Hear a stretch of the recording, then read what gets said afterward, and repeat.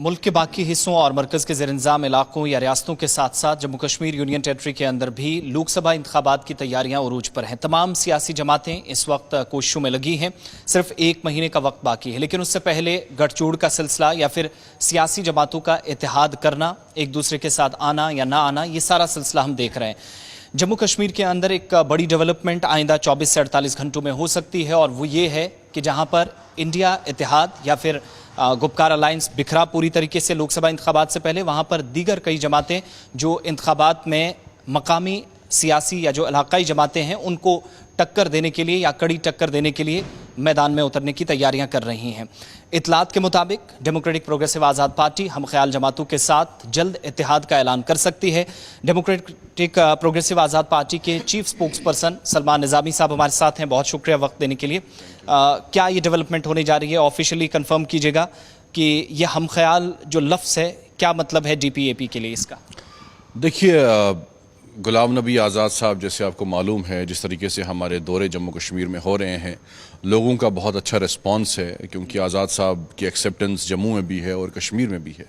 अभी जो अलायंस के लिए बातचीत जो है वो इनिशियल स्टेज पे है, और आज़ाद साहब फाइनल कॉल लेंगे कि किस तरीके से आगे अलायंस करना है लोकसभा के लिए और असेंबली के लिए, कहाँ किसको लड़ना है, वो आज़ाद साहब और बाकी जो लीडरान हैं बाकी पार्टियों के, वो डिसाइड करेंगे। तो फाइनल कॉल उन्होंने ही लेना है। यानी ये हम ख्याल जमातों का जो आप बात कर रहे हैं, इसमें स्पेस इलाकाई जो रीजनल पार्टीज़ यहाँ की उनके लिए भी है, या बाकी पार्टियाँ जिन पर तरह तरह के इल्ज़ामात अब तक लग रहे हैं कि BJP के दाएँ बाएँ हैं? देखिए, जम्मू में अगर हम उधमपुर की बात करें तो जम्मू में और उधमपुर में ना तो नेशनल कॉन्फ्रेंस है, ना अपनी पार्टी है, ना PDP है, ना कांग्रेस है। वहाँ हमारे कैंडिडेट सरूड़ी साहब हैं और उनके मुकाबले में जो है BJP है। तो बाकी जगहों पे हम बातचीत करेंगे, कौन कहाँ मजबूत है, कहाँ हमें सीटें छोड़ने की ज़रूरत है, कहाँ उनको हमारे लिए सीटें छोड़ने की ज़रूरत है। तो वो आज़ाद साहब इनिशियल स्टेज पे हमारी बातचीत चल रही है, तो वो हम फिर उसके बाद डिसाइड करेंगे। कुछ दिन पहले तक ये सियासी गलियारों में काफ़ी बहस मुबाहिसा हो रहा था, चर्चा हो रही थी कि अकेले भी आप 5 की 5 सीटों पर यहाँ यूनियन टेरिटरी दोनों प्रोविंसेस में जा सकते हैं। अचानक से ये ख्याल या इरादा क्यों बदला? देखिए, जिस तरीके से जम्मू कश्मीर के लोग आज इस मुसीबत से गुजर रहे हैं और जिस तरीके से आज़ाद साहब को रेस्पॉन्स मिला है जम्मू कश्मीर में, और इतनी 1-1.5 साल में मुझे लगता है कि पहली पॉलिटिकल पार्टी है जो जिसने अपना काडर जो है ज़मीनी सतह पे मजबूत किया है। और कहीं कहीं जो है हमें लगता है कि जिस तरीके से हुकूमत बनाने में हमें किसी की ज़रूरत पड़ सकती है, और इसीलिए जो है हमने अलायंस करने का जो है एक मशवरा जो है अपने पार्टी के लीडरान से भी किया। आज़ाद साहब ने बातचीत की और उन्होंने भी यही मशवरा किया कि हम जहाँ जहाँ हमारा अब इस वक्त कॉर्डर नहीं है, तो वहाँ अगर दूसरी पार्टियाँ हमारे साथ जुड़ना चाहेंगी या जुड़ सकती हैं, और मुझे लगता है बातचीत तो अब शुरू भी हुई है, तो वहाँ हुकूमत बनाने के लिए हमें वो मदद मिल सकती है। क्योंकि लोग बदलाव चाहते हैं, लोग चेंज चाहते हैं, लोग तंग आ गए उन नारों से जो पॉलिटिकल पार्टीज़, जो बाकी कश्मीर की रीजनल पार्टीज़ रही हैं, उन्होंने लोगों को गुमराह करने के लिए वो नारे दिए। फाइनल अनाउंसमेंट कब तक एक्सपेक्टेशंस हैं कि फाइनल अनाउंसमेंट आपकी? कुछ दिनों में हमारा फाइनल अनाउंसमेंट आएगा, और उसमें गुलाम नबी आज़ाद साहब बातचीत कर रहे हैं। इनिशियली जो मैंने पहले भी कहा, इनिशियली स्टेज में बातचीत हो रही है, और मुझे लगता है कुछ दिनों में जो है फाइनल। तो इसके लिए क्या कोई ऑफर आया किसी मकामी जमात की तरफ से, या आपकी तरफ से अप्रोच किया गया? देखिए, बहुत से टाइम से जिस तरीके से गुलाम नबी आज़ाद साहब ने पार्टी बनाई थी, ऑफर तो हमें जब कांग्रेस छोड़ी थी उस वक्त भी कांग्रेस से आया था कि आप आ जाइए वापस, लेकिन गुलाम नबी आज़ाद साहब नहीं गए, क्योंकि आज़ाद साहब उस कांग्रेस में नहीं जाना चाहते जिस कांग्रेस की आज रणनीति ये है कि आज दिल्ली में अलायंस CPM के साथ है और ज़मीन पे कांग्रेस जो है CPM के खिलाफ लड़ रही है।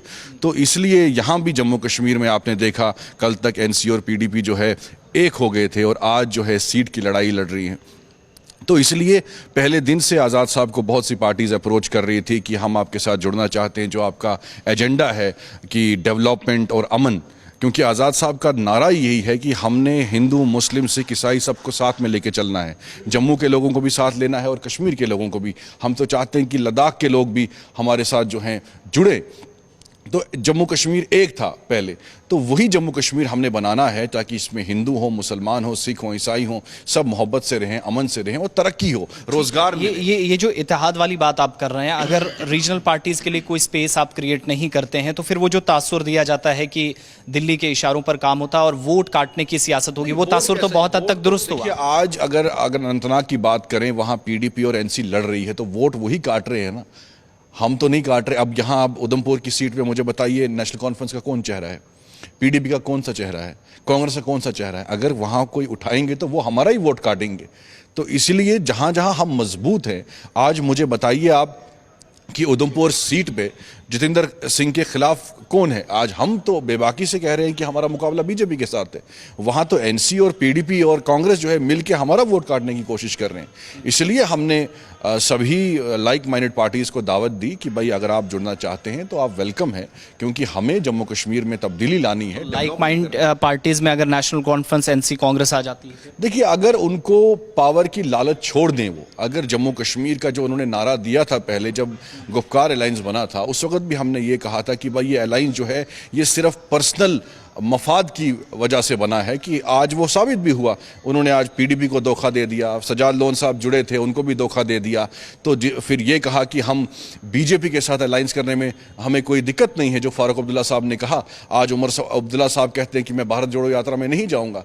तो जो उनके पॉलिटिकल शिफ्ट से रहे, जो उन्होंने अपने स्टेटमेंट्स चेंज किए, तो लोगों का एतबार उनसे ख़त्म हुआ। तो अगर वो एक ग्रैंड अलायंस में साथ देना चाहते हैं, लेकिन उनका पहले जो पॉलिटिकल एम्बिशन है, जो लालच है उनको कुर्सी की, उसको छोड़ना। लेकिन वो ये जो ऑलरेडी हम देख रहे हैं कि नॉर्थ के अंदर सजाद लोन साहब खुद उनका नाम सामने आ चुका है, अगर वहां पर कोई तब्दील करने की जरूरत पड़ती है, कोई इत्तेफाक किसी बात पर नहीं बनता है, तब उस सिचुएशन में क्या हो? देखिए मैंने पहले भी कहा आपको कि जो अभी कैंडिडेट सजाद लोन साहब हैं उतने हैं, तो ऐसे ही सरोड़ी साहब उतने हैं मैदान में, तो इनको भी डिक्लेयर करना चाहिए कि भाई हमारा कैंडिडेट कौन है और साफ कर देना चाहिए, क्योंकि किसी के इशारे पे अगर वो चल रहे हैं तो उसमें वो अवाम को नुकसान पहुंचाएंगे।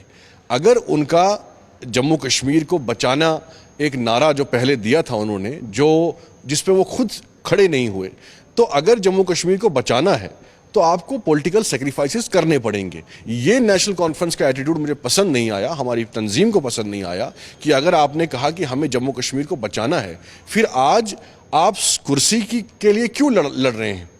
अगर आपका कोई अलायंस पार्टनर था, आपने पहले क्यों नहीं कहा उनको कि भाई हम आपको अनंतनाग की सीट नहीं देंगे? तो आपने क्यों गुमराह किया आवाम को भी, उन पार्टियों को भी इतने साल? जो आपका स्टैंड आज 370 पे आपने कहा कि हम सुप्रीम कोर्ट में जो है लड़ेंगे, आप ठीक है आप लड़े, हम लड़े, लेकिन आपने कहा हम रिव्यू पिटीशन देंगे, लेकिन अभी तक नहीं दी। चलिए, सलमान निज़ामी साहब डेमोक्रेटिक प्रोग्रेसिव आज़ाद पार्टी के तर्जुमान आला हमारे साथ थे। आइंदा कुछ दिनों के अंदर या इसी हफ्ते में आप देखेंगे कि कोई अहम सियासी पेशरफ्त हो सकती है। ताहम इनके मुताबिक अभी इनकी जानिब से जो बातचीत या मुज़ाकरात का दौर हम ख्याल जमातों के साथ है वो जारी है और हतमी ऐलान जल्द मुतवक्के है। गुलिस्तान न्यूज़ के लिए आसिफ रशीद।